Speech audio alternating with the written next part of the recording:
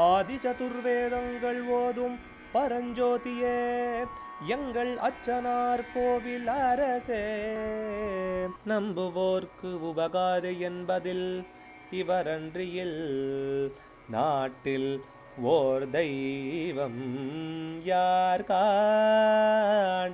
ஆதி சதுர்வேதங்கள் ஓதும் பரஞ்சோதியே எங்கள் அச்சனார் கோவில் அரசே. சுவாமியே சரணமையப்பா. சங்கோயிரரசே சரணமையப்பா. பகவானுடைய 274வது நாமா திருப்பெயர் காலதேவாய நமஹா.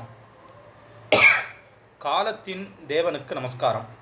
கலயதீதி காலஹா, அதாவது 30 நாள் ஒரு மாதம்னு சொல்கிறோம்.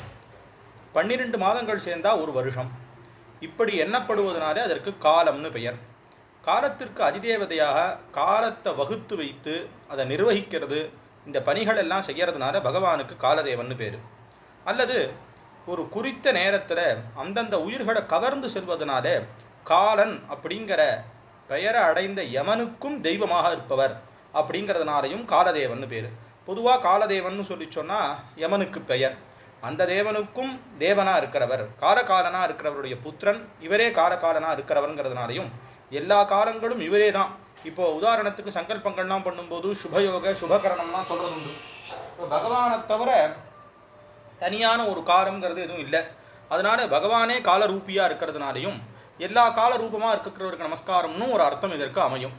அதனால காலரூபமாக இருக்கிற பகவானுக்கு நமஸ்காரம்னு இந்த நாமாவானது அமையிறது. அச்சங்கோவில் அரசே சரணமையப்பா. அச்சனார் கோவில் அரசே.